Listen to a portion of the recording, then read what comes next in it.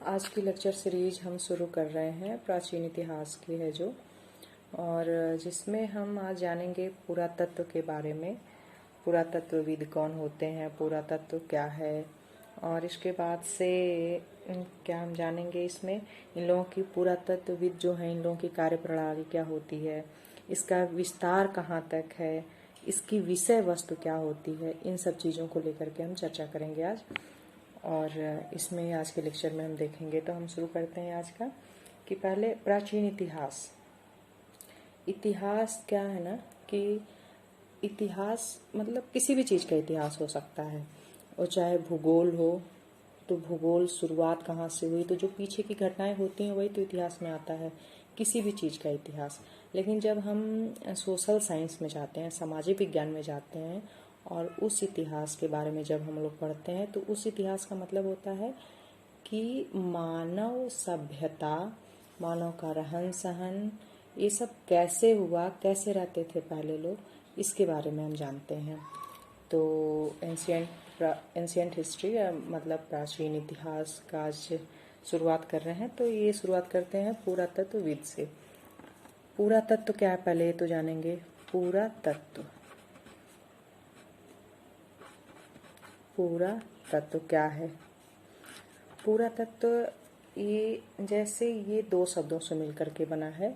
इसका अगर शाब्दिक अर्थ हम हमेशा बोलते हैं कि पहले कोई भी चीज़ पढ़ने से पहले उसका शाब्दिक अर्थ, जो शब्द है उसका अर्थ क्या है, ये जान लेंगे तो आपको चीज़ें समझने में आसानी होगी।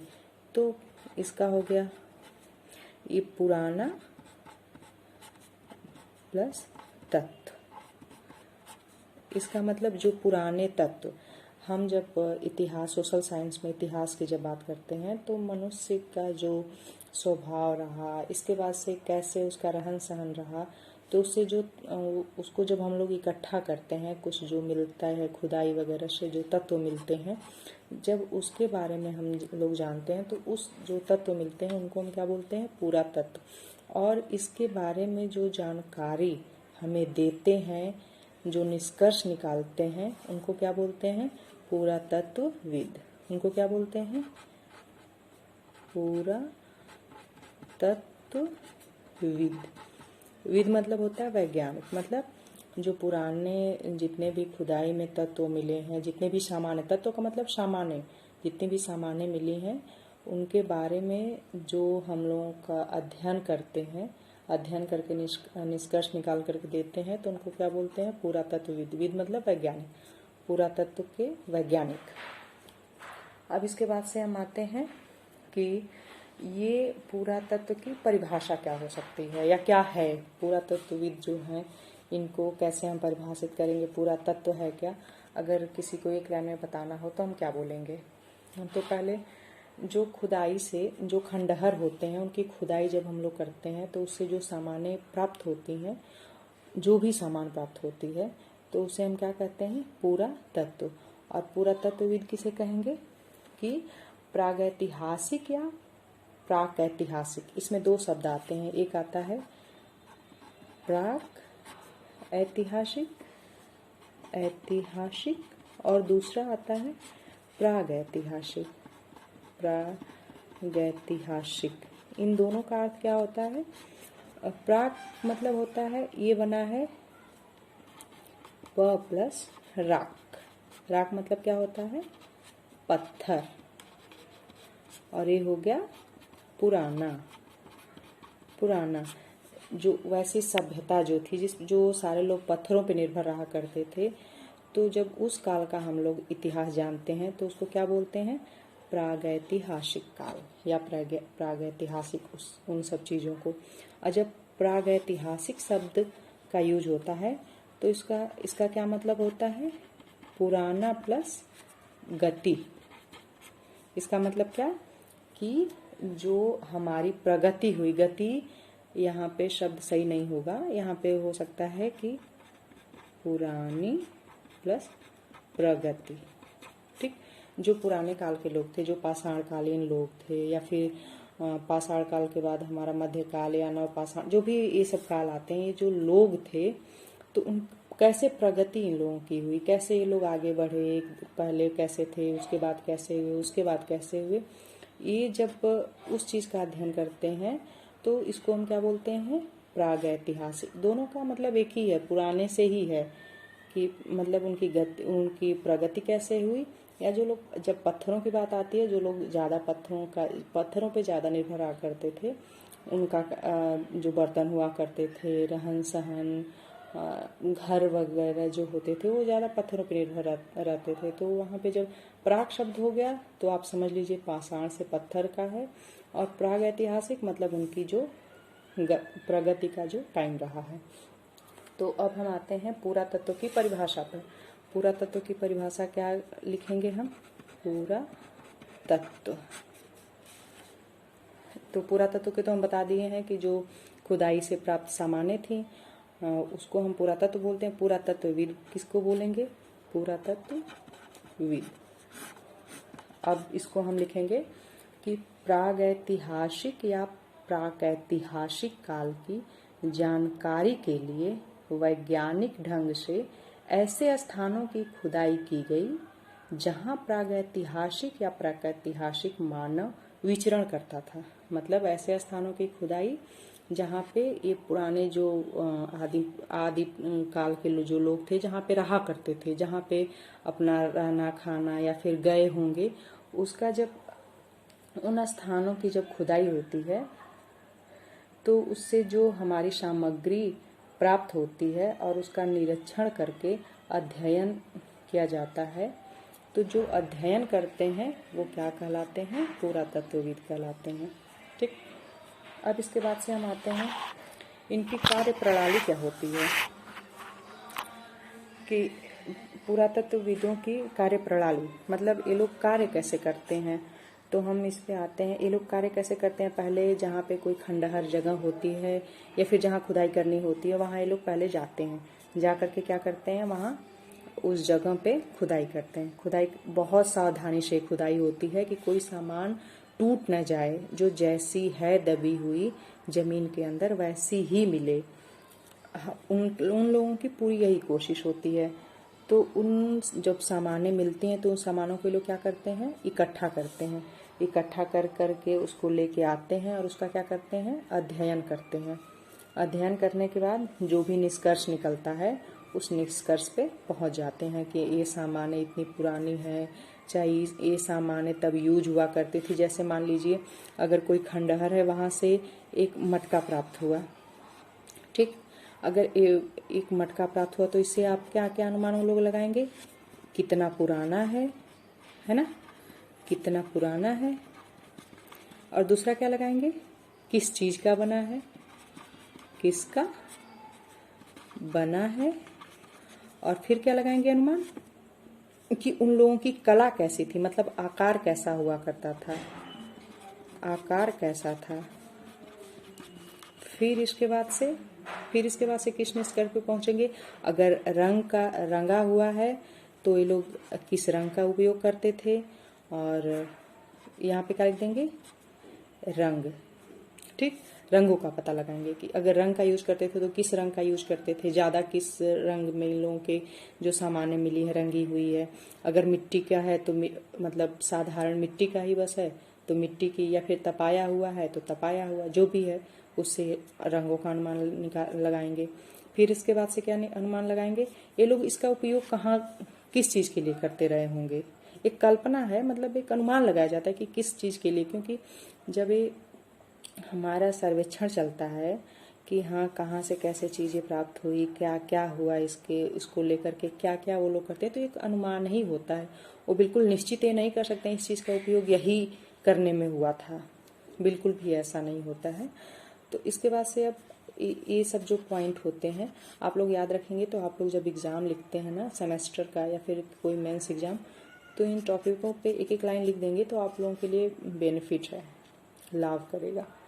ठीक, फिर इसके बाद से हम आते हैं कि ये जो इनकी कार्य, जो अब कहाँ पे हम लोग आए थे कि इन लोगों की कार्य प्रणाली में पहला क्या लिखेंगे कि सामग्री को, कार्य प्रणाली क्या, सामग्री को इकट्ठा करना, सामग्री को इकट्ठा करना। फिर दूसरा क्या लोग करते थे, इकट्ठा करने के बाद क्या करेंगे, उसको लेके जाएंगे और उसका अध्ययन करेंगे। ठीक, अध्ययन करेंगे। और फिर इसके बाद से वो लोग क्या करेंगे, ये आपको पॉइंट बना के लिखना पड़ेगा। और फिर इसके बाद से जो सामान्य प्राप्त हुई हैं, जो भी चीज़ें प्राप्त हुई हैं, उससे उसके सामाजिक, आर्थिक, सांस्कृतिक जीवन के बारे में ये लोग निष्कर्ष निकालेंगे। ठीक है। फिर हम लोग आते हैं कि इसका विस्तार कहाँ कहाँ तक था। मतलब कि ये जो पूरा तत्व है, जो जिसका हम लोग अध्ययन कर रहे हैं, इसका विस्तार कहाँ कहाँ तक हो सकता है। ठीक, तो इसका विस्तार हम लोग किस किस चीज़ों का होता, कहाँ कहाँ तक है, कहाँ कहाँ पे है, मानव विज्ञान में। जैसे विस्तार मतलब एक तरह से समझिए ना कि कोई सामान है। ठीक, जैसे आपका फ़ोन है, अगर आपका ये फ़ोन है तो इससे आप क्या क्या मतलब क्या क्या कर सकते हैं, ये कहाँ कहाँ तक आपकी हेल्प कर सकता है, किस किस चीज़ के बारे में आप, अगर आपके पास फ़ोन है तो जान सकते हैं। तो वैसे ही वो जो सामान्य प्राप्त हुई थी, तो उन सब चीज़ों के बारे में आप किस किस जगह पे जा कर के, किस किस विषय में जा कर के आप अध्ययन कर सकते हैं, यही है इसका। कभी कभी पूछता है कि इसका विषय विस्तार, विषय विस्तार।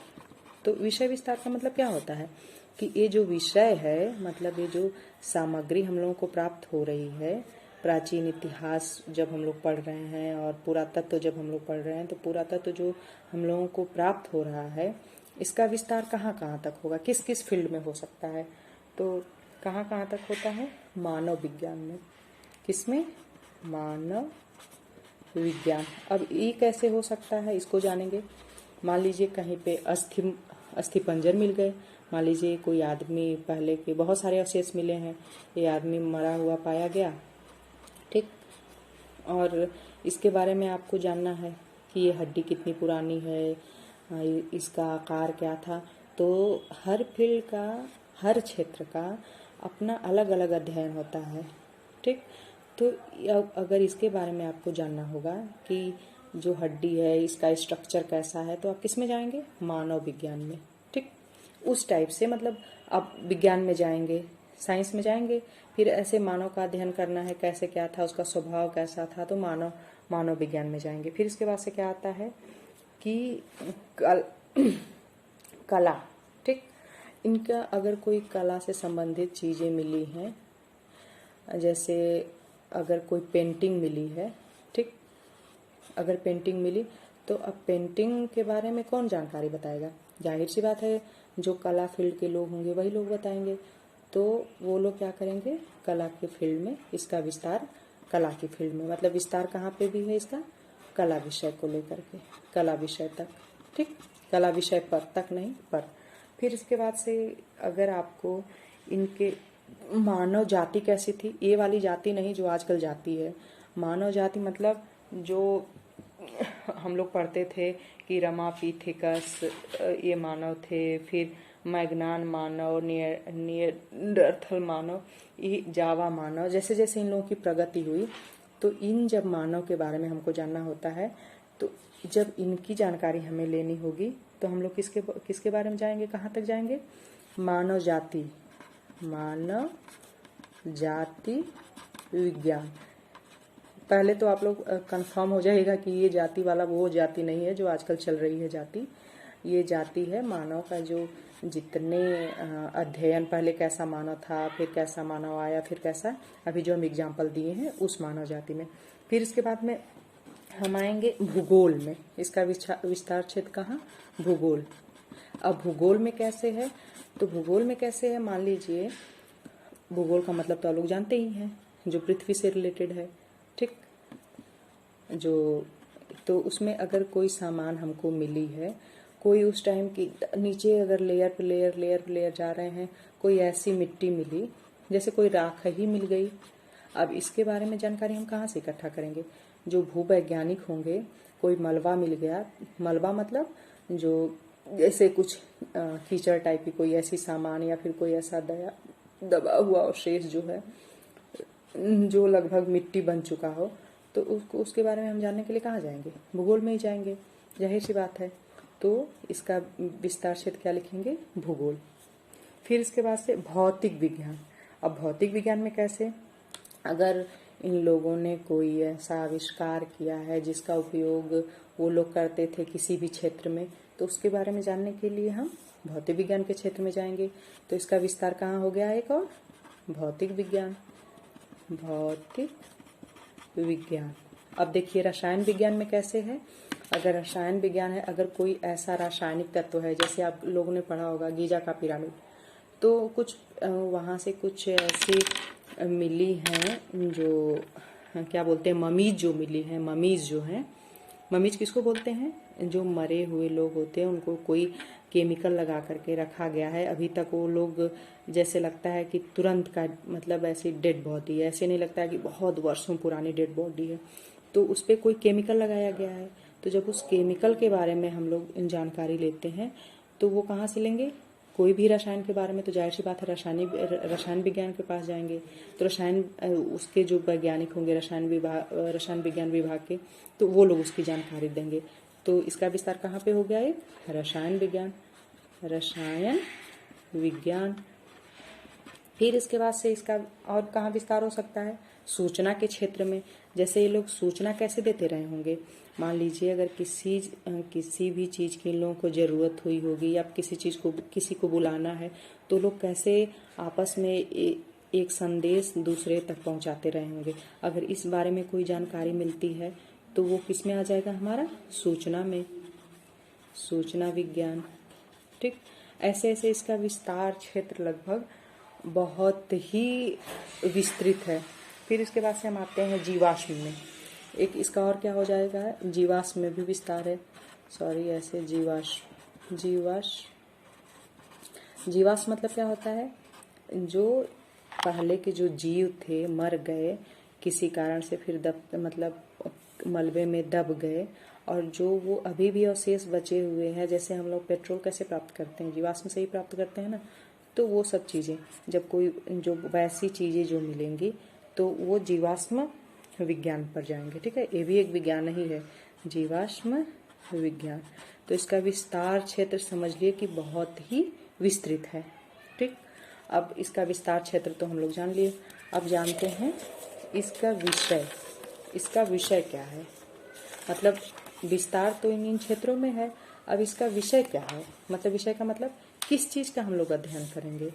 तो विषय में क्या आ जाएगा? हमारा विषय हेडिंग डालेंगे और क्या लिखेंगे विषय के बारे में, किस चीज़ का अध्ययन करते हैं हम लोग उसमें। तो विषय वस्तु हेडिंग रहेगी एक्चुअली, विषय वस्तु। तो विषय वस्तु में किसका अध्ययन? अवशेषों का, है ना, अवशेषों का। फिर दूसरा क्या करते हैं? पर्यावरण का। पर्यावरण का कैसे करते हैं? अगर उस टाइम का हमें कोई चीज़ मिलता है नीचे, अगर जो पृथ्वी के अंदर अगर कोई चीज़ मिल रही है और कैसी है, उसके हिसाब से उसके एनवायरनमेंट का भी पता लगाया जा सकता है। तो इसमें आ जाएगा हमारा पर्यावरण का। फिर भौतिक संस्कृति। भौतिक संस्कृति मतलब भौतिक संस्कृति। भौतिक संस्कृति का मतलब होता है, अगर भौतिक संस्कृति विषय वस्तु है तो इसका मतलब क्या हो गया? कलाकृतियाँ, और इसके बाद से क्या हो जाएगा? वास्तुकला। वास्तुकला, जो भी कलाएं आती हैं, सांस्कृतिक परिदृश्य इत्यादि। सांस्कृतिक परिदृश्य। अब इसका मतलब क्या हुआ कि इसके विषय वस्तु में क्या क्या आ जाएगा? अवशेष भी आ जाएंगे, पर्यावरण भी आ जाएंगे। अब इस पे आप 2-2, 4-4 लाइन आप लिख सकते हैं अगर समझ जाएंगे तो। भौतिक संस्कृति मतलब कलाकृतियाँ, मतलब जो अगर कहीं पे कोई मान लीजिए गुफा है, उसमें कोई कला, हिरण वगैरह का जो मिला है, तो इस विषय वस्तु क्या हो जाएगी? वो जो कलाकृति है उसके बारे में भी तो अध्ययन होगा ना, तो उसके बारे में अध्ययन। फिर वास्तुकला। वास्तुकला मतलब जानते हैं क्या होता है? ये जो घर वगैरह बनते हैं हमारे, तो किस कोने में किचन होना चाहिए, किधर बेडरूम होना चाहिए, किधर वॉशरूम होना चाहिए, किधर पूजा घर होना चाहिए, इन सब चीज़ों के मतलब घर हमारा कैसे होना चाहिए या फिर ऑफिस कैसी होनी चाहिए, किस दिशा की तरफ होनी चाहिए, उसका दरवाज़ा कैसे क्या होना चाहिए, जब इन सब के बारे में हम अध्ययन करते हैं तो उसको क्या बोलते हैं, वास्तुकला। सांस्कृतिक परिदृश्य मतलब अगर वो लोग नाचते वगैरह या फिर कुछ वैसी सामान है जो पहनते क्या थे, इन सब चीज़ों की जब आती है कोई क्या पुरातत्व की खुदाई के टाइम पे जो अगर मिल रहा है तो उन सब चीज़ों के बारे में हम लोग अध्ययन करते हैं। आज का इतना ही हो गया। अब इस पे हम लोग कल डिस्कस करेंगे कि इस पे क्वेश्चंस कैसे बनते हैं सेमेस्टर्स या सेमेस्टर एग्जाम में या फिर मेंस वगैरह में। तो इसके बारे में हम लोग नेक्स्ट वीडियो में चर्चा करेंगे, नेक्स्ट लेक्चर में चर्चा करेंगे।